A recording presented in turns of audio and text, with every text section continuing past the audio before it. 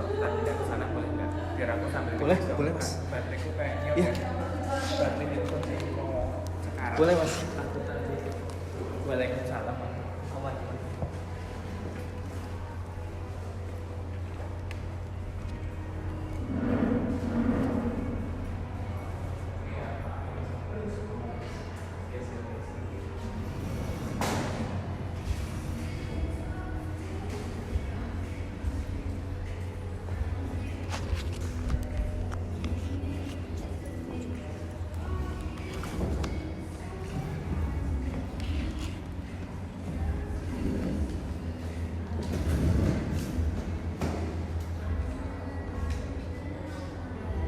Oke, saya connect wifi dulu. Oke.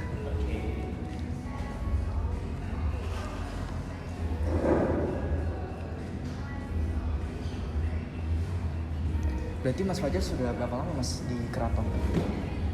Tahun depan 10 tahun. 10 tahun. Aku lulusan tahun 2015. 2015. Aku 2015. Terus, long short story. Aku daftar scholarship dan daftar kerja bersamaan. Terus keterima kerjanya scholarshipnya waktu itu hanya conditional LOE, kemudian juga aku bisa belajar sama sekarang terusan. Terus 2015 tahun 2025 ya. Berarti internshipnya langsung di Keraton. 2015 di Keraton, 2017 aku 2 kaki di Sonobudoyo. Tapi selama proses bekerja di 2 institusi itu ya aku membangun portofolio sendiri sih sebagai ajar di Janarko. Iya. Saya juga sering lihat kontennya Mas. Gitu sebagai storyteller. Iya Mas. Berarti mulai aktif itu dari saya kan kalau nggak salah tuh Mas sebagai kuratornya Keraton Mas. Kalau jadi kurator di Keraton sebenarnya belum lama Mas. Aku itu menjadi bagian di Museum Keraton itu baru 2018 akhir 2019 awal. Jadi saat pertama kali kerja di Keraton justru aku jadi content writer. Tim riset, content writer dengan luaran produknya itu di sosial media sama website. Gitu. Jadi memang studiku adalah sastra Jawa dan kebetulan aku mendalami tidak hanya kesusastraan tapi secara konteks kebudayaan ku perdalam cukup holistik sehingga mempermudahku untuk bisa berkecimpung langsung di Keraton, terjun langsung di Keraton. Jadi 2015 awal sebenarnya aku baru lulus di bulan Februari dan di bulan Maret April aku bertemu dengan bosku yang sekarang yang sampai detik ini masih jadi bosku, Kusikannya Ratu Bayu, dan menawarkan tentang mendigitalisasi keraton. Dan titik itulah yang menjadikanku sampai hari ini tidak hanya mengelola museum, tapi aku juga masih bekerja untuk keperluan riset dan konten contribution-nya di websitenya Keraton Jogja maupun di sosial medianya, baik itu di X ataupun di Instagram maupun Facebook.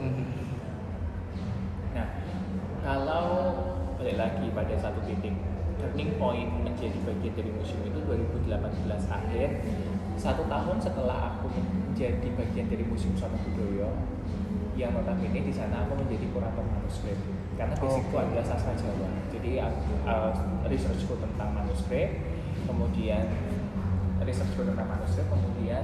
aku bekerja untuk posisi manuskrip dan menekuni dunia manuskrip. Tidak lagi bicara tentang manuskrip sebagai satu ekosistem akademis yang mengeluarkan tulisan, jurnal ataupun esai-esai yang cukup berbobot dan tersegmentasi khusus. Tetapi pada saat itu aku mencoba menawarkan satu gagasan baru tentang bagaimana manuskrip ini menjadi satu sumber yang cukup fundamental, memberikan sumbangsi pada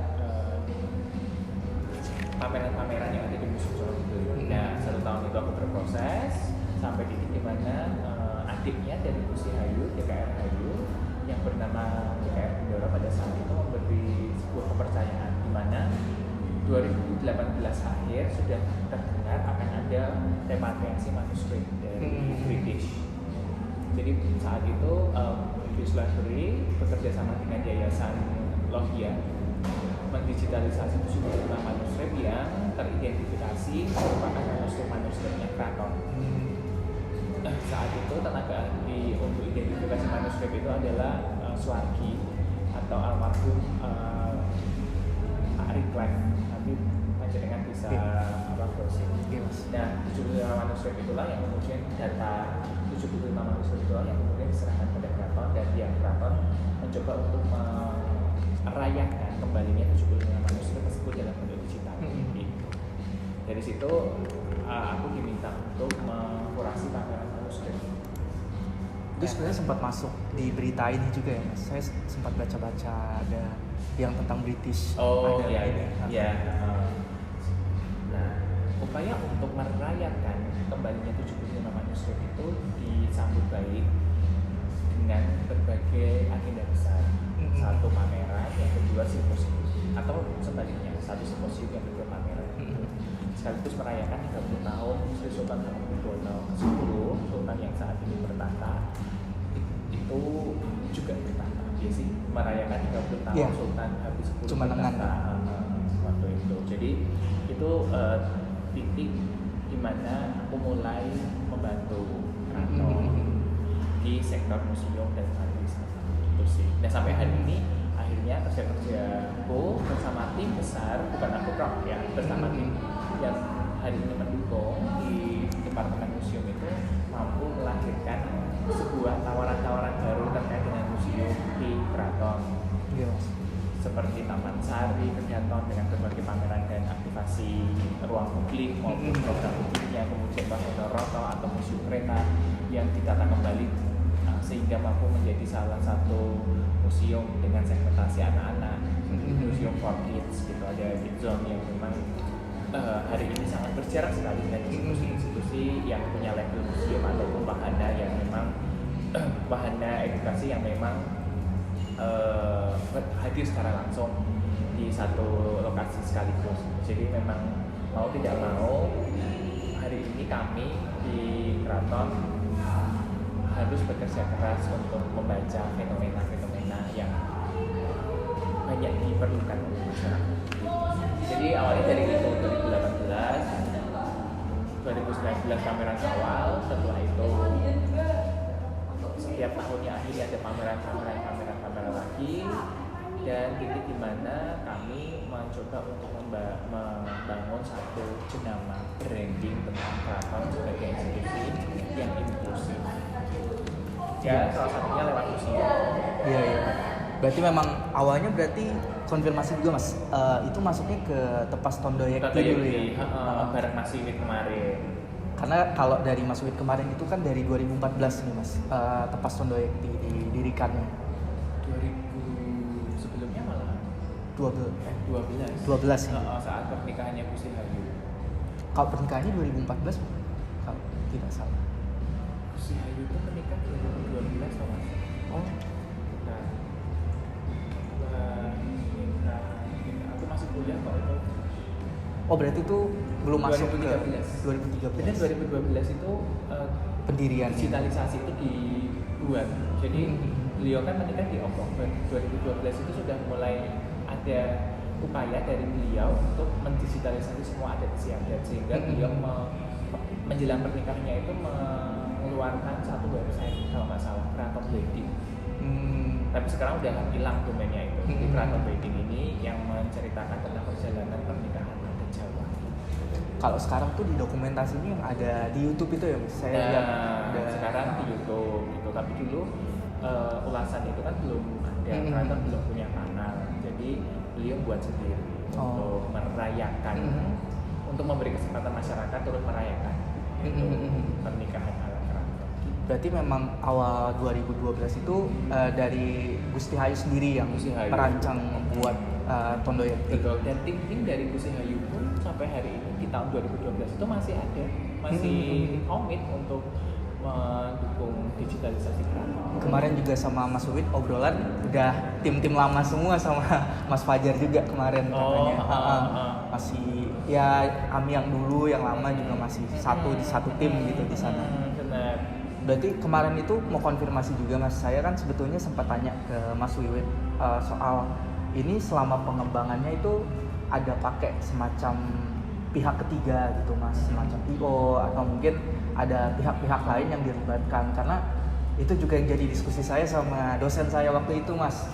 Kayak melihatnya ini udah well developed banget gitu Mas, si sosial medianya ini udah punya story-nya masing-masing, di setiap punya pembedanya masing-masing gitu Mas. Itu berarti memang dirancangnya sama tim internal aja ya Mas, gak ada melibatkan dari eksternal gitu pihak-pihak. Wah, kami itu berangkat atau kami itu bertemu tuh dengan background atau konsentrasi masing-masing person itu yang udah jadi. Misalnya aku memang berkonsentrasi di copywriting dan kebudayaan. Jadi untuk hal-hal yang memang yang berhubungan dengan penulisan, kebudayaan atau kemudian hal-hal yang memang memerlukan research mendalam terkait dengan keraton dan sebagainya masih dipasarkan ke aku. Ada website developer, ada jadi tim-tim yang kemudian ketemu dengan Gus Hayu itu mereka-mereka yang memang udah jadi Mas. Memang ada satu. Udah ada pembagian-bagian. Memang udah ada satu vendor yang juga vendor website yang memang kemudian diminta bantuan untuk security issue-nya. Jadi dalam proses pembentukan website aku rasa pasti akan banyak orang yang punya concern lain. Jadi waktu 2017 launching awal website itu memang ada satu vendor yang memang membantu untuk mengamankan security dari si website. Tapi selebihnya sampai hari ini kita kelola sendiri kok setelah ini. Wih, terima kasih Mas. Dihantarkan sampai ke atas. Wow. Boleh minta ini satu lagi. Gak lihat bukan. Saya kayaknya udah belum ambil. Atau mau diambil dulu? Boleh. Biar ini ya coba dulu sih.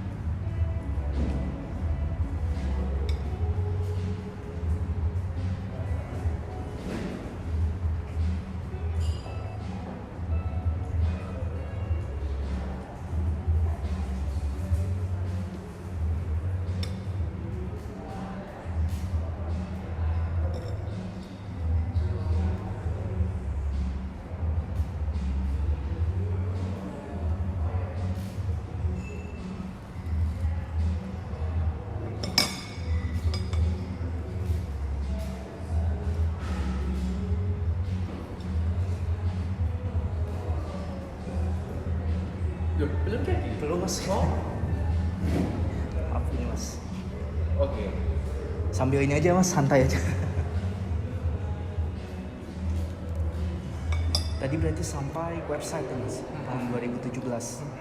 Berarti kalau untuk kayak pengambilan footage-nya itu dari tim dokumentasi keraton? Dari tim sendiri. Oh, berarti nggak ngambil vendor-vendor dari luar gitu Mas? Nggak. Oke. Tim sendiri. Berarti selama berjalannya itu tim-tim yang ada itu tetap tim yang sama atau ada regenerasi juga Mas? Kalau yang regenerasi itu enggak, ada penambahan karena usianya itu masih saat Penambahan. di atas itu ya kayak Mas Wiwit gitu. Tapi itu masih dari istilahnya masih abdi dalam keraton Mas, timnya. Jadi di departemennya Gus Hayu, para vendor ini atau orang-orang ini justru di-hire secara profesional. Tapi Oke. dalam departemen keraton bukan abdi dalam. Berarti oke. Yang ada di divisi itu nggak harus menjadi abdi dalam keraton dulu Mas untuk bisa bergabung di keraton, istilahnya seperti itu. Betul. Oke. Itu juga yang ini sih Mas, karena awalnya pemikirannya kalau memang semua dari internal yang adalah abdi dalam hebat sekali gitu mas, bisa diberdayakan semuanya. Kan mungkin tetap perlu pihak-pihak luar gitu mas yang mendukung. Tapi secara proporsi sekarang yang menjadi abdi dalam juga banyak yang kemudian mendukung. Jadi awalnya memang Gusti saat membentuk keraton wedding itu hire profesional dari memang orang-orang yang dia konsen pada fotografi maupun videografi. Semacam IO gitu ya mas? Bukan, personal. Itu waktu itu kerja sama institusi pendidikan. Oh oke. Setelah itu seiringnya waktu berjalan, mereka sudah lulus. Waktu itu masih mahasiswa juga. Mereka sudah lulus, mereka ditawari untuk bergabung di keraton dan yes. Mereka oke. Setelah mereka oke, beberapa yang akhirnya ada yang kemudian konsep sebagai abdi dalam, sekalian jadi abdi dalam untuk mengelola asetnya kan banyak ya. Orang kontrak kan mesti ada aset digitalnya, ada aset equipmentnya. Betul. Gitu. Tapi ada juga yang dia masih punya pekerjaan di luar dan juga bekerja di keraton. Oke. Berarti memang ada juga yang dari luar tapi ya memang bukan abdi dalam gitu. Betul. Oke. Mungkin sebelumnya terkait pertanyaan yang kemarin dulu mas yang saya ajukan di chat itu mas. Karena sebetulnya itu kan ranahnya lebih ke ranah museum ya mas. Kemarin juga dari Mas Wiwit coba itu langsung komunikasi ke Mas Fajar aja gitu. Karena kalau tidak salah Mas Fajar juga megang di Radio Kartioso ya mas. Betul. Itu khusus divisi yang di bawah Gusti Bendoro berarti. Kalau itu berarti di bawah yang Nityo Budoyo itu ya mas? Atau beda divisi sendiri? Jadi ini dia budaya udah di-share kan kemarin. Oke, ada ide. Jadi budaya itu ada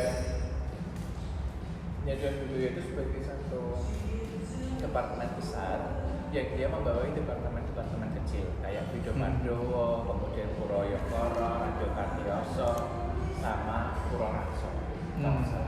Wah, aku nggak lupa. Radio Kartioso itu adalah bagian dari institusi besarnya Nyajian budaya yang notabene tidak hanya mengelola household-nya keraton, urusan rumah tanggaan, upacara adat atau kemudian tamu-tamu negara gitu, tapi juga mengelola seni pertunjukan, aset museum gitu. Sehingga sebagai institusi besar atau departemen besar Nyajian budaya ini concernnya banyak. Nah, yang concern di museum atau unit pariwisata itu Radio Kartioso. Jadi Nyajian budaya bawahnya Radio Kartioso, bawahnya lagi unit-unitnya keraton. Unit pariwisata keraton itu ada 4: Taman Sari, Pagelaran, Keraton sendiri, Kedaton, dan Wahonoroto. Wahonoroto itu museum kereta. Oke, ada 4. Ada 4. Masing-masing punya konsep pengembangannya. Yang satu pengembangannya berdasarkan penjelasan, yang satu pengembangannya sesuai dengan institusi negara, keraton. Karena kan Kedaton yang satu pengembangannya mengusung narasi nasional keraton untuk Indonesia. Karena sejarah keraton dan Indonesia cukup dekat, apalagi pasca kemerdekaan. Dan satunya lagi Wahonoroto yang tadi museum Kids. Kalau itu berarti kalau secara umum mas dari bagian-bagian keraton sendiri itu ada pembagian ininya nggak mas? Kayak mungkin kan ada bagian khusus yang buat istananya, lalu ada yang tempat tinggalnya Narso Dalam, ada yang tempat tinggal keluarga, ada yang khusus bagian buat publik gitu mas. Itu ada pembagiannya. Nah itu kan di Kedaton. Sebenarnya kalau area Kedaton sendiri yang bisa dinikmati publik ya yang kemarin panjenengan kunjungi. Selebihnya adalah area-area yang hanya digunakan sebagai private residence, kediaman khusus bagi sultan dan keluarganya gitu sih. Nah itu sebetulnya yang saya mau highlight di penelitian saya sih mas, karena anggapan masyarakat itu bahwa keraton itu kan dia multi kompleks ya mas, jadi nggak cuma buat wisata aja tapi juga di dalamnya ada tempat tinggal, ada ekosistem istana itu sendiri mas. Dan itu yang saya mau highlight, dan dari dosen saya juga kebetulan menginstruksikan, iya monggo mas. harus ada pemisahan mana bagian yang memang menjadi boleh untuk dikunjungi oleh wisatawan sama bagian yang khusus untuk pemerintahan, karena itu kan dibedakan untuk pariwisata.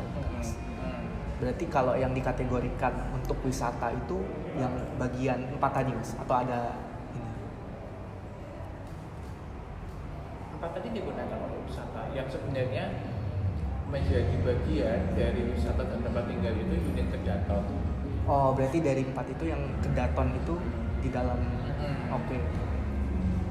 Jadi Sultan itu berada di atau hari ini menempati kawasan Keraton Kilen Keraton di sebelah barat. Sebelah barat. Jadi area keraton sebelah barat itu secara penuh itu digunakan sebagai tempat tinggal. Sementara keraton yang hari ini digunakan sebagai tempat pariwisata itu adalah bagian kedaton. Kami menyebutnya bagian kedaton. Yes. Mas aku mau minta hilang hidupnya ternyata tapi udah habis. Kasih Mas. Ini mau dibawa aja. Makasih ya. Gitu. Nah, kalau sebetulnya pertanyaan kemarin juga Mas saya ajukan di WA. Karena Mas kan yang bagian khusus museumnya Mas. Karena saya juga mau meng-highlight di penelitian saya itu keratonnya sebagai Museum Keraton Yogyakarta Mas. Jadi yang sebetulnya didefinisikan sebagai museum, kalau saya sih sebetulnya ngambil landasan teorinya itu dari yang Barahmus Mas. Jadi kan di badan itu ada 41 museum kalau nggak salah Mas. Dan 63. Oh, 63. Oke. 41 betul. Oke Mas. 63. Itu berarti ada pembaharuan setiap tahun gitu ya Mas sistemnya? Tidak setiap tahun juga, tapi kadang 1 tahun itu sudah ada upaya untuk mendaftarkan 34 museum. Berarti itu museum-museum baru atau memang sebelumnya belum museum menjadi museum gitu Mas? Dalam proses seperti itu, museum okay. baru yang akan menjadi museum atau ruang yang sudah bisa dikunjungi seperti halnya institusi museum. Oke Mas. Berarti kalau dalam konteks salah satunya kan di sana ada Museum Keraton Yogyakarta. Nah, itu yang dikategorikan sebagai museum di keraton itu yang mana aja Mas? 4 unit tadi sebenarnya. 4 unit. Tapi hari ini dinas karena kan museum itu kan harus ada satu daerah administratif yang diakui ya. Nggak bisa tempatnya kemudian dijadikan satu dalam lain. Oh, itu aturan dari museum. Barangmus ya. Sehingga yang kemudian masuk dalam kategori Barangmus itu 3. Taman Sari sebagai museum berbasis petilasan. Kemudian tapi ini juga masih dalam proses pendataan dan pertimbangan lebih jauh. Namun yang secara konkret sudah masuk dalam aturan Barangmus dan satu forum Barangmus itu Kedaton dan Mahonooroto atau Museum Keraton. Nah, Keraton sendiri sejak 2022 itu tidak lagi menggunakan istilah museum karena secara kondisi bangunan keraton hari ini masih digunakan sebagai tempat tinggal. Gitu. Sehingga kami menyebutnya sebagai kagungan dalam. Kagungan dalam unit pariwisata. Nah, nanti turunannya ada kagungan dalam Kedaton, kagungan dalam Mahonooroto, kagungan dalam Taman Sari. Mereka tidak sebagai apa? Sebagai unit pariwisata. Berarti yang menaunginya yang kagungan dalam unit pariwisata tadi. Radio Kartioso yang menaungi. Oh iya. Tapi brandingnya kagungan dalam. Kagungan dalam. Kagungan dalam. Jadi bukan lagi menyoal museum. Tidak lagi menyoal museum. Jadi kalau ditanya keraton sebagai institusi setara dengan museum, seperti halnya museum atau serupa dengan museum, itu memiliki upaya yang selaras dalam antiquarian, mengumpulkan proses preservasi, pengembangan, dan macam-macamnya. Itu. Berarti dari 3 tadi itu punya pengelolaannya masing-masing. Masing-masing. Oh. Mereka punya otonominya masing-masing. Tapi itu semua di bawah yang tadi Mas, yang Radio Kartioso tadi. Betul, di bawah Radio Kartioso. Ya ini salah satu yang mau diklarifikasi juga sih Mas, karena Oke. kalau dari awal yang di Barakmu sendiri itu belum ada kategorisasinya, kayak dari keraton itu mana yang dikategorikan sebagai museum Oke. atau yang Oke. tidak gitu, istilahnya Oke. seperti itu Mas. Kalau yang di unit Kedaton tadi itu berarti termasuk yang tempat tinggal private residence tadi. Betul. Oh, Betul. tapi izin tanya juga Mas, karena ya mungkin saya juga masih awam dan masih kurang pengetahuannya di sana.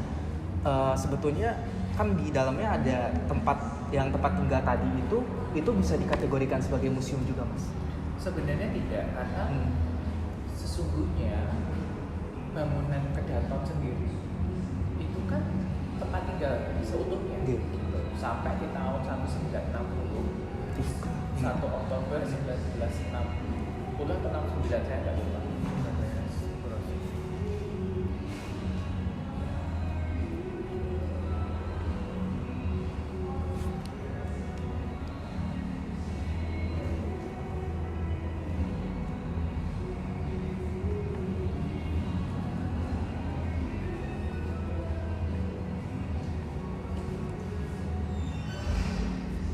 Iya, 1969. 1 Oktober 1969 atas izin dari Sultan Hamengkubuwono ke-9, keraton boleh dibuka untuk umum, sehingga masyarakat yang tadinya merasa bahwa keraton itu berjarak, keraton itu tidak ramah, atau keraton itu berbenteng-benteng tebal tinggi, atau kemudian berlapis-lapis klasternya gitu, membuat masyarakat yang jauh semakin jauh, sehingga di tahun 1969, 1 Oktober 1969, keraton atas perintah Hamengkubuwono ke-9 membuka institusinya Kedaton tadi untuk dapat dikunjungi oleh publik. Tapi pada saat itu tetap namanya keraton. Nah, kebetulan pemerintah nasional, pemerintah daerah itu punya aturan bahwa institusi kebudayaan, entah itu kawasan cagar budaya, entah itu entah itu situs yang kemudian dikelola dan kemudian punya satu daya tarik, akan dimanfaatkan seperti halnya institusi museum. Kayak kalau di kota gede itu ada kota gede, ada pleret, itu jadi petilasan kawasan pleret. Nah, sampai titik di mana keraton akhirnya ya sudah, kita ikut satu aturan, membuat satu jenama bersama, akhirnya muncullah Museum Keraton Yogyakarta. Karena seolah-olah institusi museum ini adalah tempat yang tidak ditinggali, padahal keraton itu masih ditinggali. Sehingga di 2022, apa yang kemudian tadi dilekatkan pada keraton, apa yang kemudian disebut Museum Keraton, apa yang kemudian disebut kagungan dalam, dicoba untuk dikaji ulang, sampai akhirnya keluarlah aturan baru yang menyebut bahwa keraton itu bukan museum tapi kagungan dalam. Kagungan dalam artinya adalah miliknya sultan, milik sultan, entah itu fungsinya sebagai museum serupa dengan museum, atau fungsi sebagai tempat tinggal, atau fungsinya sebagai lokasi upacara adat, atau fungsinya sebagai area pendidikan, mampu diakomodasi semua. Jadi Itu berarti aturan dari Barakmusnya yang mengkaji dan membuat kebijakan tentang museum dari keraton sendiri. Oke. Gitu. Nah, Barakmus akhirnya mengikuti apa yang kemudian disampaikan keraton, bahwa ya keraton bukan lagi institusi museum, tetapi setara, serupa, sejenis dengan museum. Awal mulai mencanangkan itu siapa Mas? Untuk mengganti tadi. Sultan. Oh, dari Sultan sendiri. Merasa bahwa museum itu kan, kita lihat definisi museum hari ini kan berkembang terus. Tetapi di Indonesia masih melakukan satu praktik yang serupa, bahwa museum itu adalah ruang untuk menghentikan waktu. koleksi dari masa penjajahan, koleksi terakota dari Majapahit. Ya, habis itu atau repatriasi peninggalan arca-arca dari Kediri. Oke, ini dari Kediri dari tahun sekian sampai sekian, tapi korelasinya dengan hari ini apa? Ini kan berhenti, waktunya kan berhenti kan. Nah, benda-benda yang kemudian merepresentasikan waktu di mana dia dibuat atau semasa dia dibuat, akhirnya hanya berhenti pada narasi saat dia dibuat saja, menjadi bagian dari bukti kejayaan masa lalu. Nah, Sultan nggak pengen ada satu wacana bahwa keraton itu adalah ruang seperti halnya atau museum seperti halnya museum-museum lain, sehingga kehidupannya itu berhenti. Padahal sampai hari ini apa yang masih dilakukan keraton sebagai bagian dari institusi kebudayaan itu terus berlangsung dari masa ke masa gitu. Seperti tradisi minum teh, tradisi upacara adat itu masih berlangsung. Nah, lalu ada tuh tawaran living museum gitu. Persoalan living museum ya itu masih memungkinkan ya, karena secara evolusi masyarakat terjadi dan dalam proses adaptasi budaya yang sangat cair ini masih terus berjalan. Tawaran itulah yang kemudian paling relevan. Keraton serupa dengan living museum. Living museum itu konsep dari mana, Mas? Kalau living museum itu konsep yang akhirnya kita tawarkan sendiri dari keraton. Dan banyak dilakukan praktik-praktik serupa oleh pemerintah, oleh dinas terutama untuk menghidupi sebuah kawasan. Kebetulan tuh aku tenaga ahli developing museum based community. Jadi di Jogja kan hampir 70% ya, 67% didominasi oleh gabungan cagar budaya dan kawasan cagar budaya. Sehingga ketika masyarakatnya itu hidup berdampingan atau di antara situs, maka secara tidak langsung mereka punya kewajiban untuk mengurip itu, entah itu secara spiritual, emosional, atau menghidupinya dalam konteks pelestarian yang banyak dilakukan oleh pemerintah. Tidak misalnya kalau batu ya tidak digeser, atau kemudian ya pelestarian yang begitu mendasar. Nah, dalam upaya untuk merawat peradaban waktu itu atau kemudian tinggalan di sebuah situs atau kawasan, akhirnya dinas hire kami tim untuk melakukan satu develop baru terkait dengan kawasan di Yogyakarta. Yogyakarta ada 4 kawasan KCB, kawasan cagar budaya, Keraton, Paku Alaman, Kota Gede, Kota Baru. Saya pernah baca ya, ada jurnalnya itu. Nah, itulah yang kemudian membuat kami melakukan dorongan dari masyarakat agar menghidupi kawasan cagar budaya ini seperti halnya tawaran konsep living museum. Nah, terus kalau soal pengelolaan, ini masih terkait tadi sih yang pengelolaan aset-aset budaya tadi. Itu kan kalau yang saya coba riset, banyak di Jogja ini yang mungkin nggak termasuk ke keraton tapi aset milik keraton gitu, Mas. Jadi ada bangunan-bangunan yang tadi kayak ada pendopo-pendopo yang asetnya tuh punya keraton gitu. Tapi mungkin itu kalau orang kan ini punya kepemilikannya bukan secara langsung bukan punya keraton, tapi itu tanah milik keraton, mungkin seperti itu, Mas. Itu ada yang mengaturnya juga, Mas, buat konservasi, buat istilahnya pelestarian gitu. Nah, untuk kawasan cagar budaya yang dimiliki keraton, berkorelasi dengan keraton, atau yang dulunya pernah digunakan oleh sultan. Betul. Saat ini tidak semuanya dikelola oleh keraton. Beberapa memang dikelola atau kemudian didukung proses pelestariannya oleh keraton. Misalnya Ambarumo, Ambarwinangun, didukung. Tapi kalau kawasan-kawasan lain seperti Rejowinangun, Wangundoto, Gua Siluman, atau kawasan Srimanganti, Lereng Merapi, atau beberapa dalam Pangeran, justru keraton mendapat dukungan atau bantuan dari dinas atau balai. misalnya BPK 10, BPK wilayah 9 gitu, atau dinas kebudayaan khusus kawasan cagar budaya. Berarti itu ada peran dari pemerintah juga ya Mas? Ada. Yang hari ini bisa dikelola oleh keraton ya masih akan dikelola oleh keraton, tetapi yang sudah dikelola oleh dinas masih akan dimanfaatkan. Misalnya di kawasan Jero Benteng itu ada satu kediaman yang dulu digunakan abdi dalam gamel itu kuda. Tetapi karena terima kasih Mas sampai datang. Nah, sampai titik di mana gamel itu tidak dimanfaatkan bangunannya, akhirnya oleh dinas dipugar, kemudian hari ini digunakan sebagai museum keris atau galeri keris.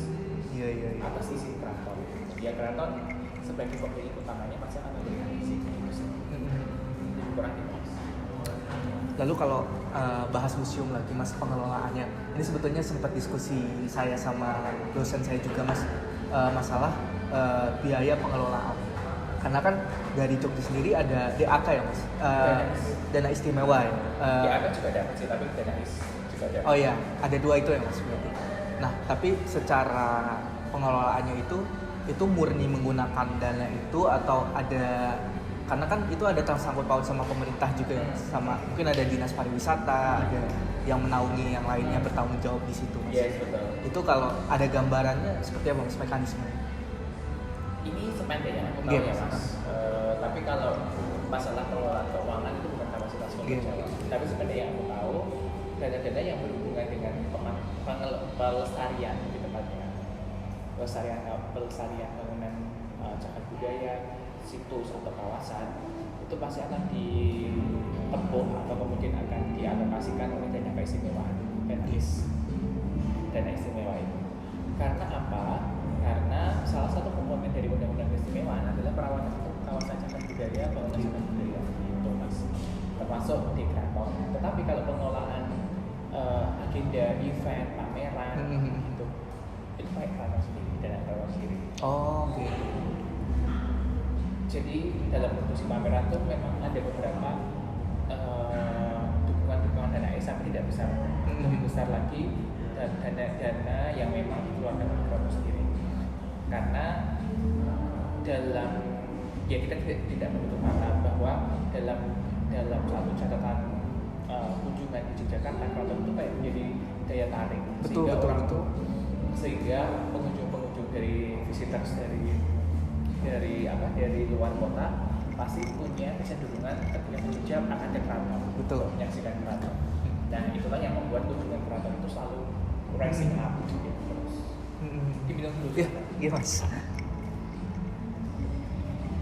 Karena salah satu diskusi saya sama dosen saya Mas kebetulan terkait sama tadi ya Mas, bahasan tadi itu keraton itu bisa mandiri untuk melaksanakan event kegiatan itu mungkin karena keraton itu punya dukungan dari pemerintah terkait dana tadi. Jadi dibanding dengan museum-museum lain yang mungkin pendanaannya masih kurang atau ya karena kan untuk membuat event besar kan perlu dana itu Mas. Jadi waktu itu asumsi saya sama dosen saya itu mungkin perlu diulik nih kira-kira pengelolaannya itu seperti apa. Iya, tapi so far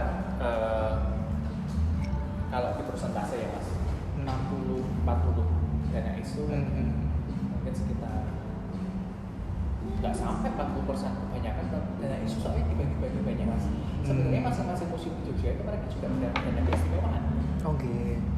Dukungan dana keistimewaan, cuma kebetulan keraton itu timnya muda-muda sehingga pengelolaan museum itu sudah lebih dinamis daripada institusi-institusi lain yang secara SDM itu mungkin dari betul. Kalau itu terkait sama penambahan tadi Mas, yang dari kaum mudanya gitu istilahnya. Itu seiring waktu berjalan kebutuhan. Dulu ya Mas, Radio Kartioso sebelum dibentuk yang berjibaku atau yang kemudian berjuang untuk opening museum atau pameran atau hal serupa yang berhubungan dengan museum itu hanya 6 orang. Ya sekarang udah banyak. Sekarang udah cukup banyak. Berarti memang dari internal tuh meng-hire ke eksternal juga. Hiring, entah itu entah itu hiringnya main project atau hiring sebagai abdi dalam atau sebagai pegawai langsung. Ini sedikit, ini sih mas, saya penasaran tentang yang abdi dalam tadi. Jadi ketika seseorang menjadi seorang abdi dalam, itu penugasannya itu udah ditentukan oleh pihak keraton langsung kan mas? Sekarang kan kalau panjangan browsing rekrutmen abdi dalam itu bukan lagi sebagai abdi pengabdian. Sudah ada ininya ya, spesialisasinya. That's point. Betul sekali, ada poin, ada ya tadi poin yang kemudian bisa ditawarkan kepada keraton. Oh, aku sebagai A, aku sebagai B, aku sebagai C, sehingga ketika ada proses hiring oleh keraton, mereka sudah tahu apa yang akan dikerjakan oleh mereka. Bukan kayak dulu. Tapi berarti hiring untuk abdi dalam sama yang tadi mungkin di luar abdi dalam itu dibedakan? Dibedakan. Oh, ada sistemnya sendiri ya? Oh, oke. Tapi sejauh ini yang ada di tim sendiri itu Tim seperti apa mas? Mungkin di bagian mas. Kalau di kami yang jadi abdi dalam tuh aku sendiri, terus belum banyak sih mas, rata-rata mereka profesional. Gitu. Tapi nggak ada keharusan dari yang itu harus menjadi abdi dalam itu nggak ada? Oke. Itu benar-benar monosupport dipersilahkan gitu. Oke. Siap. Ini menjauh sekali sih mas. Karena kemarin juga ini gap data buat penelitian yang harus benar. Berarti mas kalau tadi soal yang museum itu sendiri, sebetulnya kan kalau saya fokusnya tuh ke kedatonnya mas sebetulnya, karena untuk yang Taman Sari sama Museum Kereta itu dari dosen saya juga itu terlalu luas untuk dibawa jadi objek penelitiannya. Tapi di kedaton sendiri itu ada bagian-bagian ininya mas, bagian kalau nggak salah kan di dalamnya itu ada yang khusus, misal ruang pamer bagian kalau dulu ada yang Ngarsa Dalam 9, terus ada yang bagian itu tuh ada pembagiannya nggak? Kalau pembagiannya sekarang itu lebih pada kekhususan ruang aja sih mas. Kalau kemudian bicara tentang branding ya kedaton gitu. Jadi ada ruang gaul hidup, ada ruang konservasi, ada ruang restorasi arsip, ada ruang untuk pameran gitu. Tapi kalau secara sakleknya gitu ada mas? Nggak ada ya? Oh. Karena dinamis banget dulu. Bangsal Sri Manganti dan Bangsal Prajumas itu digunakan untuk sekolah sebagai sekolah Cuidek in this school di zaman dulu. Terus kemudian berubah lagi sebagai lokasi upacara. Jadi macam-macam lah. Jadi penggunaan, aku rasa bangunannya memang sudah ada. Bagaimana kemudian respon pemerintah hari ini untuk memanfaatkan itu. Gitu sih. Berarti memang karena yang kemarin juga ada yang ini ya mas, pameran temporer itu ya mas. Benar. Itu kalau di skemakan pameran itu gimana sih mas? Jadi proses ininya mas untuk proses produksinya itu setahun 2 kali. Setahun 2 kali. Setahun 2 kali. Awal tahun dan akhir tahun. Akhir tahun ya jadi pameran akhir tahun yang biasa menceritakan tentang figur tokoh. Gitu. Sementara kalau pameran awal tahun biasanya tematik sesuai dengan tema simposium. Gitu. Itu awalnya sejarah ada pameran temporer sejak kapan mas? Karena saya dulu tuh belum zaman saya sebelumnya sudah pernah keraton udah ada pameran itu. Cuma saya awal itu sebenarnya 2015 itu belum ada semacam itu gitu mas. Nah 2019 seperti yang tadi disampaikan. Sebelumnya sudah nggak ada, karena sebelumnya nggak tertutup gitu. Ya, sebelumnya kalau itu agak tertutup dan birokrasinya belum terbentuk. Sekarang udah cukup oke. Berarti 2019 itu momentumnya ada apa gitu mas sampai? Repatriasi kan, naskah gitu. Berarti itu mulai dari situ akhirnya ada event-event yang dibuat gitu mas? Betul. Jadi 2019 event besarnya itu ya tadi pengembalian naskah, direspon dengan simposium, direspon dengan pameran. Berarti yang simposium itu bagian dari pameran itu juga mas? Kami sebenarnya bagian dari upacara tinggalan Jumenengan. Jadi perayaan dari kenaikan tahta yang ke-30 tahun. Terus ada turunan kegiatannya simposium dan pameran. Berarti kalau di skemakan setiap tahunnya itu acara puncaknya Jumenengan Dalam tadi? Nah, untuk memperingati itu ada pameran-pameran temporer. Pameran dan simposium. Oh. Berarti sudah sejak 2019 itu udah rutin setiap tahun ada. Betul, setahun 2 kali. Sudah diagendakan. Betul. Sudah dianggarkan. Berarti memang itu kalau secara manajemennya Mas, itu sepenuhnya ada di tangan Gusti Bendoro sama Gusti Hayu. Simposium itu ranahnya Gusti Hayu, pameran ranahnya Gusti Bendoro. Saling kolaborasi gitu Mas. Oke. Itu kalau saya sebenarnya mau tahu prosesnya sih Mas, kayak selama dari 2019 berjalan sampai mungkin yang terakhir ini gitu Mas, itu secara ada kendala-kendala gitu nggak Mas? Atau karena yang saya lihat tuh udah bagus aja gitu Mas, makanya itu yang jadi topik pembicaraan saya sama dosen saya tuh sebetulnya selama proses berjalannya seperti apa? Sebenarnya kalau bicara tentang kendala nggak banyak sih Mas, karena Keraton sebagai institusi yang sudah bertambah 200 tahun lebih, bahkan sudah banyak hal-hal yang siap untuk dipamerkan dalam tanda kutip kalau konsep. Jadi tinggal bagaimana kemudian tema itu dibangun untuk bisa membangun narasi, tema dibangun, melahirkan narasi kemudian dicarikan koleksi kemudian display. Jadi kain kelin dan inilah yang hari ini menjadi proses. Kalau bicara tentang kendala, so far sih nggak ada kendala ya Mas.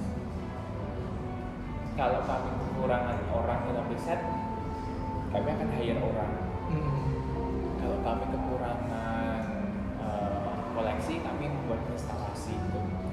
Jadi kalau bicara kendala, aku rasa tidak ada kendala yang besar. Kalau dalam prosesnya Mas, itu kan mungkin yang saya mau highlight juga di keraton kan dinamis ya Mas, orang yang ada di dalamnya gitu Mas. Dan saya lihat tuh kalau ada pameran atau instalasi gitu tuh, ini idenya ide anak muda, nggak mungkin orang-orang yang mungkin saya udah kolot gitu punya ide-ide seperti ini gitu. Nah itu tuh proses menciptakan instalasi atau itu tuh seperti apa Mas? Sebenarnya kalau persoalan instalasi kita hanya merespon dari ruang yang ada. Cuma setiap pameran itu pasti punya aroma sendiri kan ya. Jadi apa yang ingin kita tawarkan sebagai bentuk ide dasar dari pameran ini itu harapannya mampu direpresentasikan melalui instalasi, koleksi, karya maupun kolaborasi. Biasanya kami akan presentasikan ke Bendoro untuk bisa melihat bagaimana gambaran besar dari pameran ini dan turunan-turunannya. Turunannya itu bukan hanya turunan instalasi aja, tapi juga narasi kecil. Narasi kecil inilah yang nantinya akan diproduksi dalam bentuk tulisan, dalam bentuk buku katalog, dalam bentuk ulasan, press release.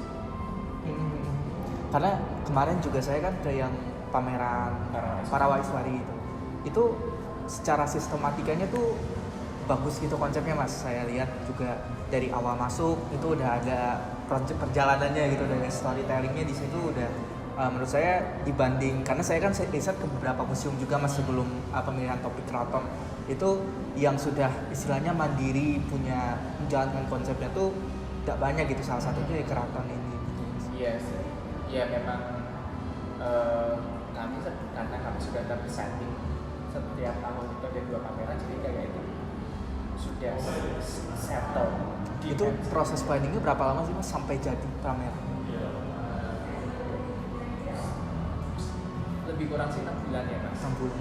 Jadi pasca pameran dibuka, biasanya kami akan rehat sebulan 2 bulan, habis itu kita akan proses lagi untuk produksi pameran berikutnya, rehat sebulan 2 bulan akan produksi pameran. Jadi kayak udah selesai. Sibuk juga ya Mas itu. Padat.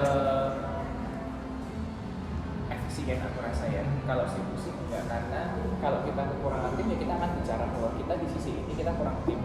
Jadi nanti akan ada SDM yang support. Di sini kita kurang tim, ada SDM yang support. Iya Mas. Itu catatan juga sih Mas, karena pengelolaannya itu kan yang penting gitu Mas buat jadi museum. Langsung jadi bagus gitu. Dan ini sih yang aku garis bawahi adalah dalam proses pengelolaan konsep pameran kita itu bertemu dengan orang-orang yang dia sudah kaliber di bidang masing-masing, sehingga setiap proses pameran itu pasti akan SDM-nya akan berubah atau intinya akan berubah, timnya akan berubah sesuai dengan kebijakan dan keahlian masing-masing gitu. Jadi nggak selalu ada yang dia tetap, kecuali dia kerja atau apa gitu. Saya juga sebenarnya penasaran sama ini Mas, proses koordinasi sama manajerial di sana. Karena kalau pemikiran orang kan untuk instansi yang sudah lama berdiri gitu Mas, untuk yang misalnya tanda kutip kalau itu kadang dari segi birokrasinya tuh cukup rumit gitu Mas. Mungkin harus kayak tembusan ke masuk dalam, harus ke sini untuk bisa akhirnya disetujui gitu Mas. Kalau di keraton sendiri itu proses birokrasinya masih serumit itu atau sudah banyak ini Mas? Mungkin ada gambaran dari Mas Fajar. Yang aku tahu aja ya. Dan yang aku alami sebenarnya kalau pameran itu konsepnya akan kami tawarkan ke Museum Bendera akan aparat dan masuk dalam, termasuk koleksi apa yang akan kami gunakan. Nanti akan mendapat izin, setelah itu oke aja. Kalau prosesnya masih yang secara formal, maksudnya step-stepnya gitu ada ini ya Mas? Untuk koordinasinya. Kalau misalnya gambaran mungkin kan seperti instansi pemerintah itu ada bersurat itu harus, lalu ada ininya gitu Mas. Nggak ada. Kalau instansi pemerintah mungkin iya, kalau kami itu enggak, karena pimpinan langsung kami kan Museum Bendera kan ke Nosokan nggak ada satu struktur yang kami harus lagi bersurat. Berarti secara birokrasi udah sangat terbuka ya Mas, istilahnya enggak. Iya. Kecuali dari keraton keluar. Okay. Tapi kalau sesama keraton, so far sih gitu sih Mas. Di internalnya udah ini ya Mas. Dan cuma kalau kebutuhan lain, misalnya kebutuhan koleksi, tidak semua koleksi itu ada di Kedaton. Di Kedaton pun setiap koleksinya dibawahi oleh departemen lain. Okay.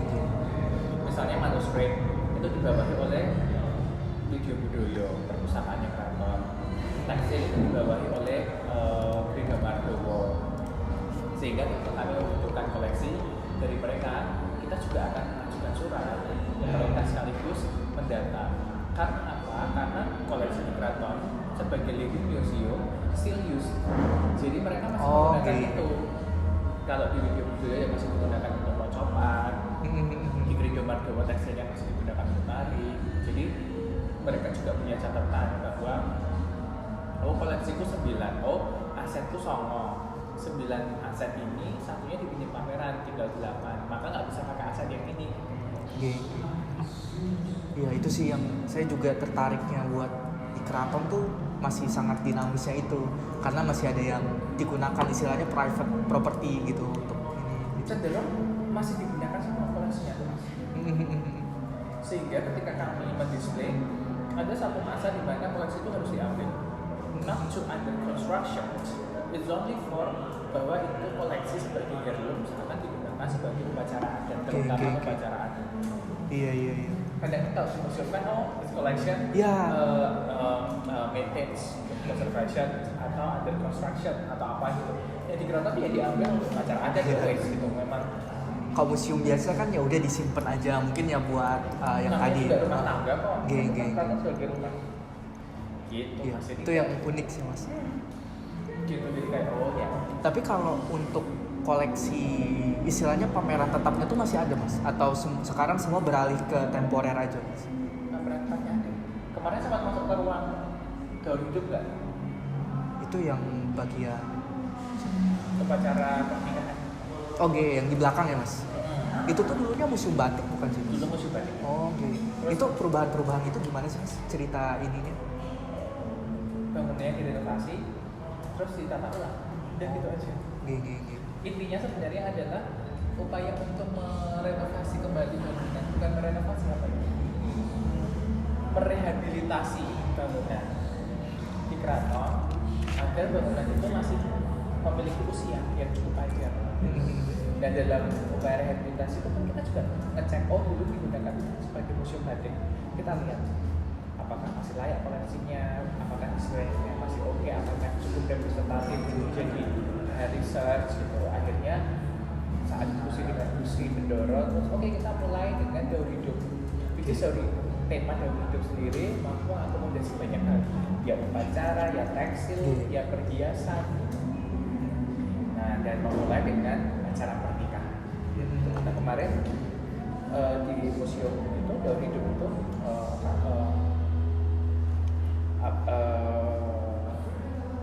live stage of Keraton Jogja, terutama bagian dari pernikahan itu kita menampilkan koleksi asli yang digunakan oleh GKN Hayu dan GKN Bendoro saat menikah. Itu pernikahan.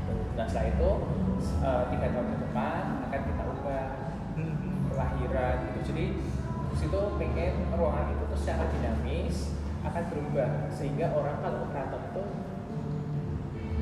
bukan hanya kunjungan wisata tapi ada daya tarik sendiri, ada repeat visit gitu, ada repeater. Karena kan salah satu visi museum yang mungkin kerap lupa juga waktu saya diskusi sama itu tuh sustainability-nya gitu. Kalau museumnya itu lagi gimana orang mau minat gitu istilahnya kan. Betul, sepakat. Dan Keraton Parisman itu dengan sangat lugu mengubah ruangan, dan aku rasa itu bagian yang cukup menarik sebab dengan koleksi yang begitu banyak dan tidak pernah dipamerkan membuat keraton hari ini agak kesulitan to make security of collection. Maksudnya gini, kalau koleksinya ini diketahui bahwa ini koleksi keraton, seluruh dunia tahu. Jadi ketika koleksi ini hilang atau masuk pasar bebas, kita akan tahu bahwa itu koleksi keraton termasuk pasar bebas. Berarti ada hal yang salah. Entah dia dicuri, entah dia hilang, entah dia dijual sendiri oleh keraton, pasti akan menimbulkan pertanyaan. That's why everyone can secure collection gitu. Tapi selama ini proses pengelolaan benda-benda tadi itu murni dari internal keraton. Dari internal kita hiring tenaga ahli, tapi kita ada tim sendiri yang memang melakukan inventarisasi. Saya juga waktu keraton tuh lihat ada satu ruangan yang dia ada kayak restorasi lukisan, terus benda-benda gitu, itu ada khusus. Iya, itu di tim konservasi yang rata-rata mereka backgroundnya arkeologi. Jadi punya. Tapi dari internal semua. Sekarang mereka kerja di keraton internal semua.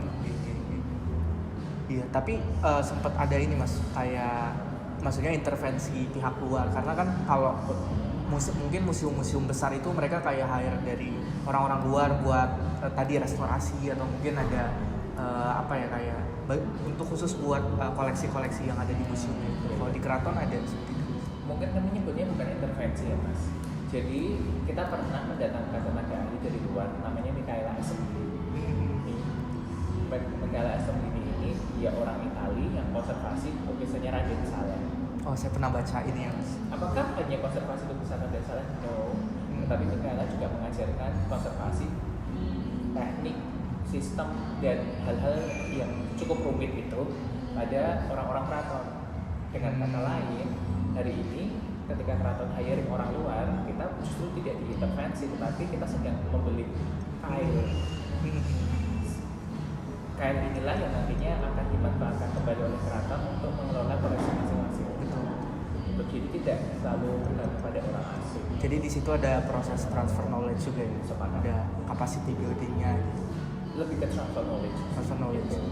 Tapi kalau untuk ini mas, kalau orang-orang yang istilahnya abdi dalam yang sudah kolot istilahnya, itu ada bukan regenerasi tapi ya mungkin capacity building tadi gitu mas, untuk supaya mereka tetap bisa mengikuti, kan ini udah teknologi, ada digitalisasi. Harus dibedakan ya mas, jadi antara yang di hire sebagai tenaga profesional di keraton dan yang kemudian di hire sebagai abdi dalam. Jadi kalau bicara tentang abdi dalam, apalagi yang dia sudah masuk berpuluh tahun lalu, tidak kemudian ada paksaan untuk mereka harus mengikuti. Jadi mereka bertugas sesuai dengan porsi tugas saat mereka hadir di keraton. Misalnya mereka abdi dalam Wiyogo, abdi dalam Sinden, ya mereka akan bertugas untuk nyanyi. Nggak kemudian mereka harus usung-usung gamelan atau kemudian nggak harus tiap tukang nyanyi kemudian harus masuk ke lab konservasi. Jadi ya mereka yang memang konsen di bidang-bidang masing-masing. Bahkan untuk yang hal sederhana, orang yang dia menjaga waktu, setiap jamnya dia harus membunyikan lonceng gitu. Ya sudah, dia hanya fokusnya di sana. bertanggung jawab di situ, di bagian timekeeper aja, yang dia bertugas kebersihan ya dia concern di bagian kebersihan dan dilakukan sebaik mungkin. Gitu sih. Jadi perspektif yang kemudian orang tua itu harus menyusul anak muda atau mereka harus dipaksa untuk beradaptasi dengan teknologi, is never happen menjadi kekerasan. Kalau memang dia tugasnya itu terus di situ aja. Berarti memang sudah ada pembagian tugasnya masing-masing. Betul, gitu. betul. Oke. Berarti kalau Mas Fajar sendiri anggota Barahmus juga Mas? Atau? Barahmus kan keanggotaannya by institusi ya, bukan kayak ICOM. Oh, berarti kalau ICOM kan bisa individu. Kalau Barahmus itu institusi. Berarti bisa perwakilan dari keraton, perwakilan dari gitu. Jadi there is no member for Barahmus as well as you individually for museum, tetapi lebih pada kita bagian dari museum sehingga kita adalah bagian dari Barahmus gitu sih.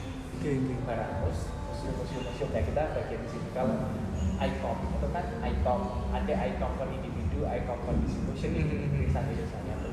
Iya. Kalau dari keraton yang mewakilinya Mas Fajar? Enggak, semua orang bisa mewakili kok. Oh, yang penting mewakili instansi dari itu, betul. Siap.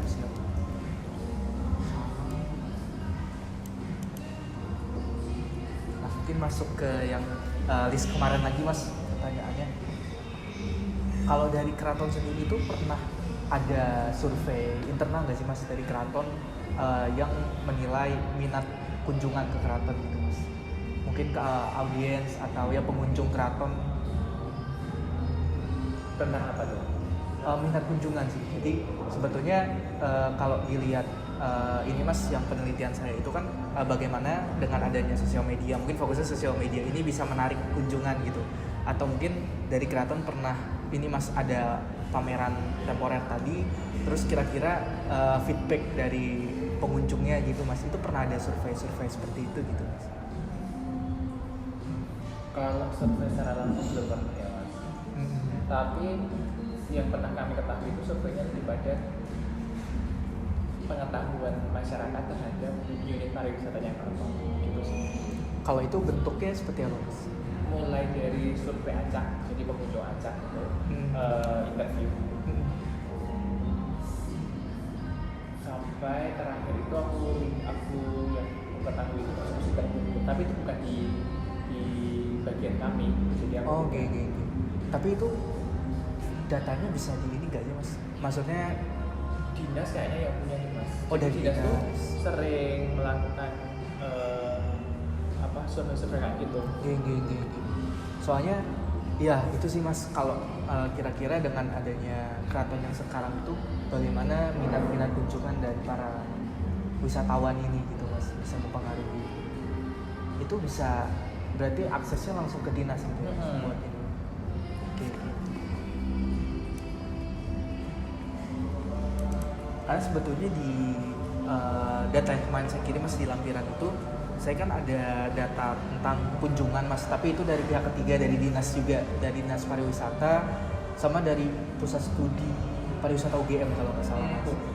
Tentang data kunjungan ya sebenarnya wisata di Jogja tapi salah satunya di keraton gitu Mas. Tapi kalau dari keraton sendiri ada data internal jumlah kunjungan nggak Mas? Kalau data internal kami setahu kami itu sebenarnya kalau jumlah kunjungan kami selalu menjadikan itu jadi satu dan kami kirimkan ke dinas pariwisata karena itu jadi kewajiban gitu. Dan tidak pernah ada satu pendokumentasian kecuali hanya dokumentasi lewat sheet aja sih. Gitu. Tapi berarti kita semua museum dan objek pariwisata itu tersentralisasi di dinas. Itu memang dari dinas yang menginstruksikan kepada ini. Lebih pada satu bukan menginstruksikan, ya ya bisa dikatakan instruksi sih, tapi lebih pada menyarankan agar bisa melihat bagaimana dinamika pariwisata yang ada di Jogja. Betul. Ya karena sebetulnya saya mau validasi itu mas dari data yang karena kan itu dari pihak ketiga mas, bukan langsung dari internal keraton gitu. Pihak ketiga asalkan sumbernya langsung dari keraton. Kita sih sebenarnya hanya compiling kok. Datanya langsung dari keraton. Dari semua institusi. Berarti kalau ditanya kevalidan data dari dinas itu valid. Keabsahannya oke. Keabsahannya oke. Coba kamu tanya apakah ada tim dari dinas yang kemudian turun langsung mencatat data? Enggak. Semuanya dari keraton. Karena semua institusi museum mereka punya kewajiban untuk mengirimkan datanya juga. Jadi dinas sudah punya sistem gitu.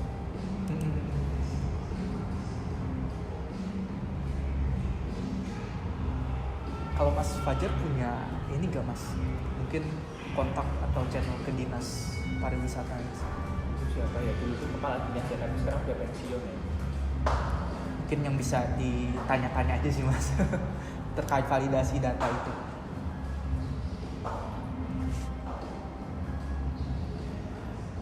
Kelihatan banget kalau nggak punya nih. Gak apa-apa mas, kalau misalnya ada aja.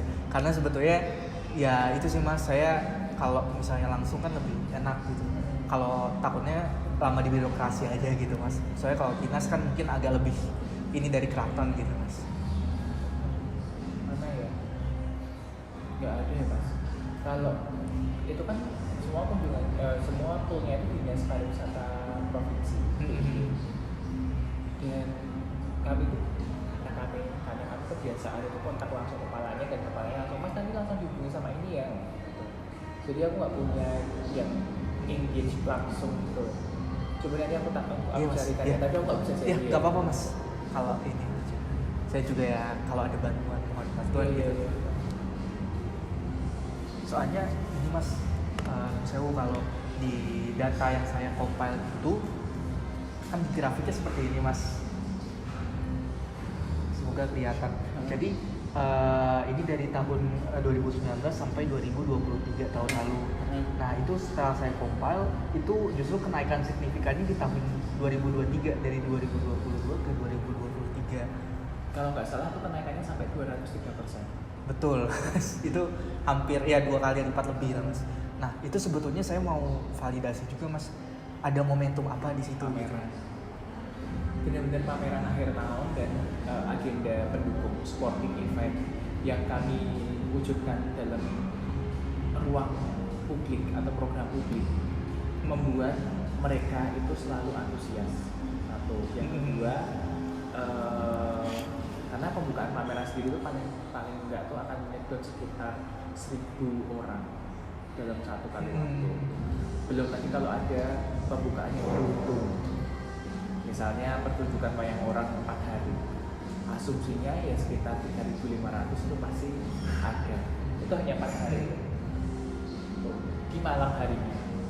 Karena saya lihat juga kan ini ya mas, animo masyarakat buat ikut. Biasanya kan ada format gitu ya mas. Itu kadang baru berapa ini udah habis, tiketnya udah ditutup gitu. Saya kadang perhatiin juga banyak yang nggak dapet gitu mas ini ya. Yes, kayak gitu sih. Itulah yang kemudian mungkin membuat jumlah kunjungan juga tinggi. Berarti momentum utamanya tadi itu mas? Itu. Dan selalu didukung dengan waktu-waktu libur yang dikatakan dulu mas. Bisa akhir tahun gitu ya mas? Ya itu, atau hari-hari yang dia kejepit, misalnya Jumatnya libur atau Kamis libur, Jumat cuti, Sabtu mereka libur, jadi mereka punya waktu yang cukup banyak. Itu biasa peningkatannya di hari-hari itu ya mas? Itu cukup signifikan sih, karena kadang itu sebelum atau penyelenggaraan hari-hari besar yang ada di Jogja, misalnya Arjo gitu, atau festival-festival yang ada di Jogja itu membuat mereka ke Jogja sekaligus ke Keraton. Iya, karena ya ini mas kemarin tuh saya coba cari validasi datanya tuh ada apa di peningkatan itu tuh kenapa? Itu juga saya waktu sidang proposal ditanya kenapa bisa ada peningkatan signifikan tuh perlu divalidasi ke keraton. Itu sih pameran itu. Dan tapi mas itu kan udah dari 2019 ya mas pamerannya. Kenapa baru naiknya pas tahun itu gitu mas? Ini sebenarnya adalah momentum pasca COVID. 2020 mulai COVID orang Jogja terutama orang Jogja yang meskipun kita lihat UMR-nya rendah, tapi hampir setiap hari itu ada kegiatan. Setiap hari itu pasti ada festival, setiap hari ada pesta rakyat. Orang yang terbiasa setiap harinya ada pesta rakyat, kemudian 2020 stop karena COVID sampai 2022 dan terkungkung di rumah, mereka kesulitan untuk mengelola emosi secara emosional, kan mereka kebiasaan berinteraksi dan ada kesulitan untuk kemudian mengelola emosi tersebut.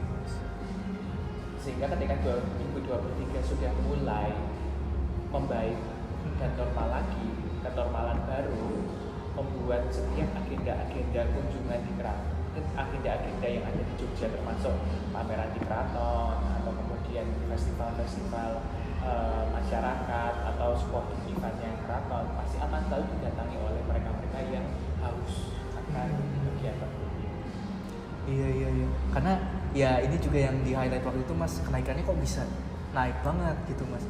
Bahkan kalau saya nggak salah dari data yang ini Mas, saya kan compile dari beberapa tempat wisata.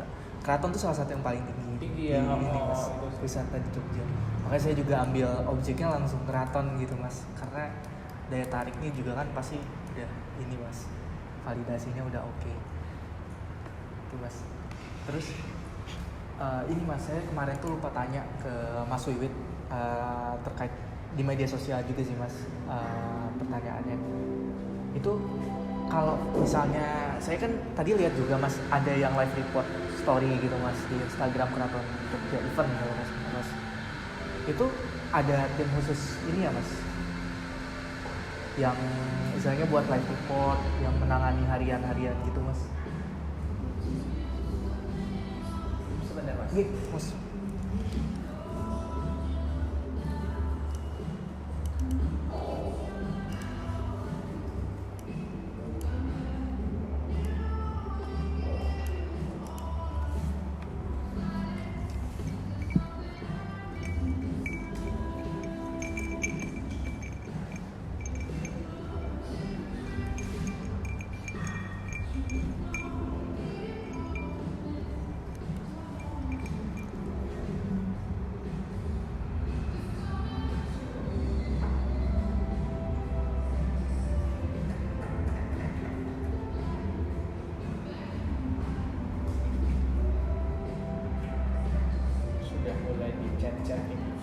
Iya Mas.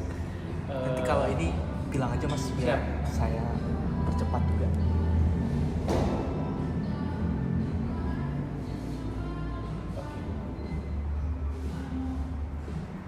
Jadi ada ini pertemuan lagi Mas. Biasa. Iya.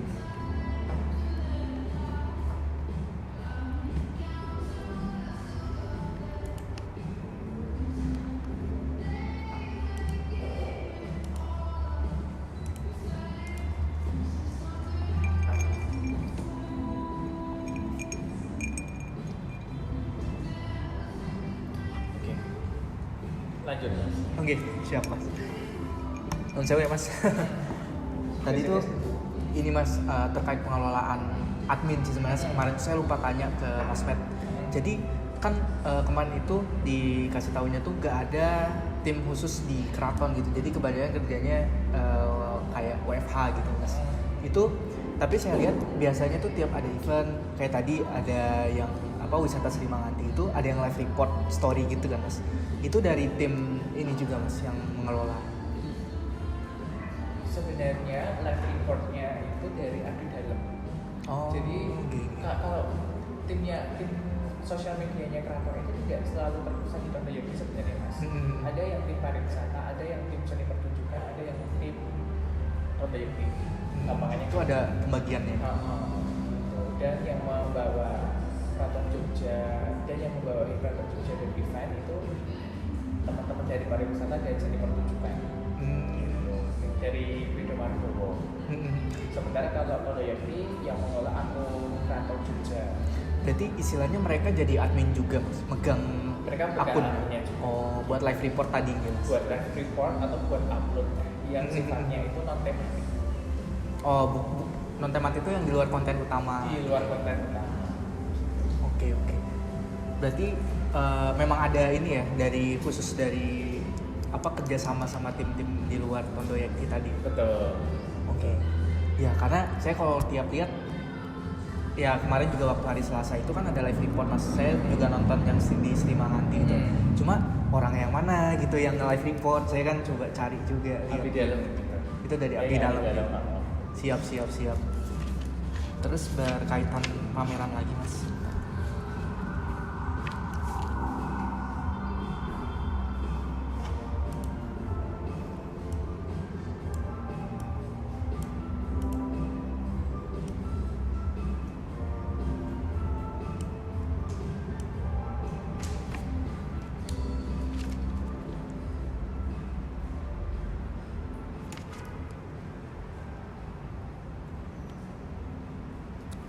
Nah sebetulnya kemarin tuh saya sempat tanya ini mas ke Mas Wiwit, ke Mas Med terkait kendala pengoperasional di Tondoyekti gitu mas. Kalau dari Mas Fajar ada tambahan nih, mas? Masih itu lebih kapasitas. Oke, siap. Kalau kemarin sih dari beliau sih lebih ke ini sih mas, kayak produksi yang sifatnya tuh kondisional. Jadi di luar tadi yang utama, misalnya ada kayak kunjungan atau hal-hal yang sifatnya mendadak itu belum bisa difasilitasi gitu. Iya, itu sifatnya mendadak. Sifatnya Kalau mendadak. sifatnya mendadak. Karena sifat mendadak ini yang terkadang membuat kami juga kelabakan kalau harus menentukan satu tim yang berdua protokol, karena itu cukup kompleks. Gitu. Tapi itu ada kerjasama khusus, misalnya ada kedatangan tamu ya itu kan kadang nggak diprediksi gitu mas. Itu udah ada koordinasi langsung sama bagian dokumentasi ya? Nah kalau mendadak dan kendala berarti enggak. Langsung Misalnya ini, kayak kemarin Pak Menbud, Kementerian Kebudayaan Pak Adison, inisiatifnya siap dia datang pagi hari jam 9. Nggak ada koordinasi, nggak ada apa-apa, yang tahu cuma bagian protokol, karena protokol harus selalu mendampingi. Itu membuat karena kan sebenarnya bukan bagian dari representasi negara sekarang. Dengan mas itu yang membuat Tondoyekti kadang juga nggak standby gitu. Apalagi kunjungan-kunjungan di luar jam kerja keraton, kunjungan-kunjungan khusus atau kunjungan-kunjungan di hari libur, Senin kan hari libur. Iya mas. Tapi kalau gitu berarti koordinasinya ada ininya mas, alur buat ya koordinasi antar divisi, karena kan kalau protokol beda ini ya mas. Di keraton itu juga ada protokol. Di keraton itu juga ada protokol, tapi dia tidak mengurusi hal-hal yang cukup kompleks seperti hanya protokol negara. Dia hanya mengurusi kebutuhannya Sultan aja. Oh. Okay. Kalau yang tanda kutip kunjungan-kunjungan tadi itu ada ininya mas. Kalau kunjungan yang dia sudah terjadwal pasti akan teragenda. Tapi kalau yang dia insidental itu kecenderungan itu biasanya kita selalu pelan-pelan. Dipahami sih mas kalau. Ya gitu sih. Jadi emang agak ini, ya agak repot dan merepotkan aja. Kalau kunjungan yang sifatnya tidak kan gitu. Oke mas, siap. Mungkin sedikit lagi mas biar fokus. Oke, siap mas. Mungkin sedikit tentang museum lagi mas.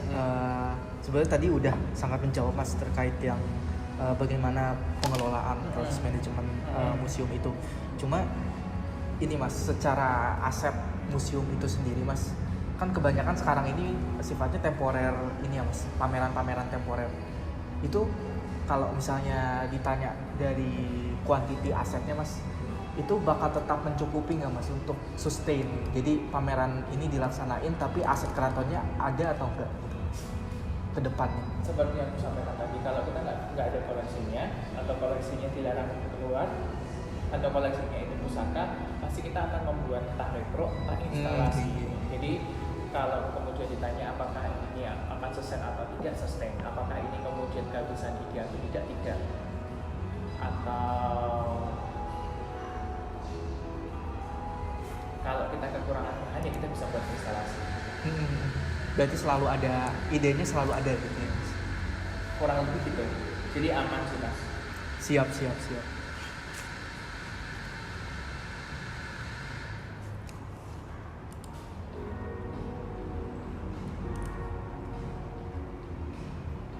Saya sambil cross check lagi ya mas. Siap. Takut ada yang kemis.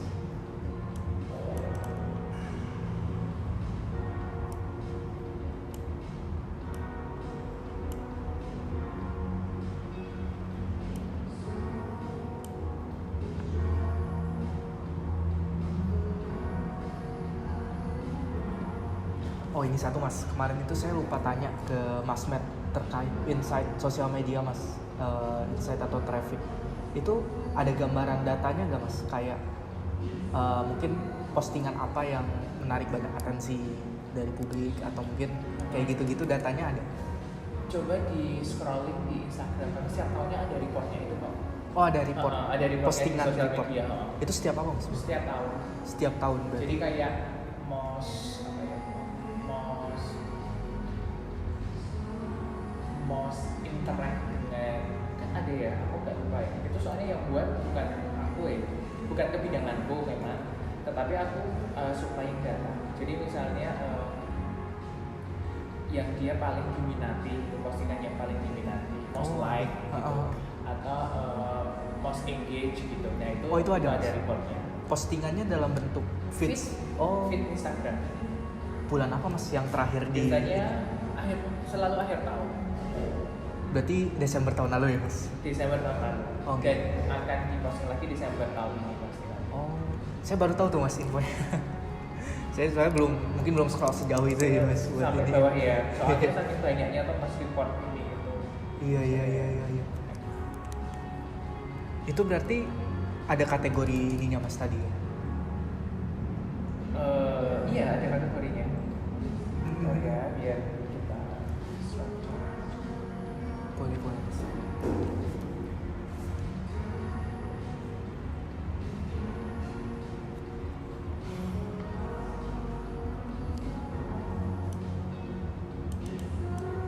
Berarti itu setiap tahun ada terus mas reportnya?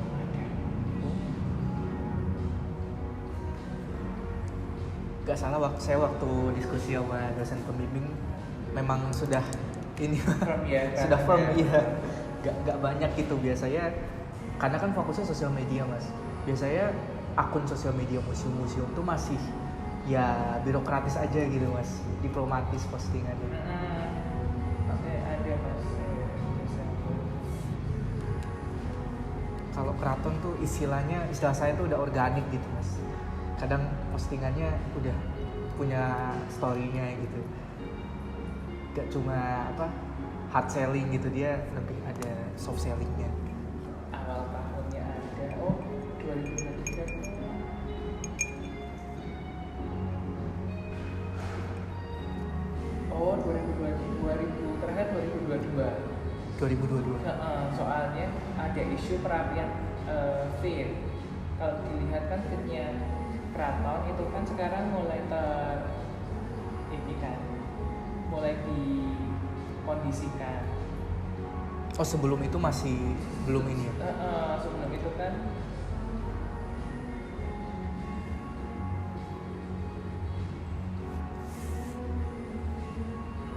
berarti perapihan itu sejak 2022? 2024. Oh.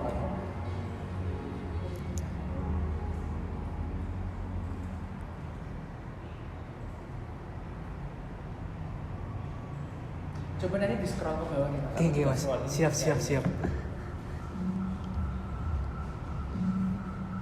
Saya juga baru tahu ada konten khusus reportnya itu.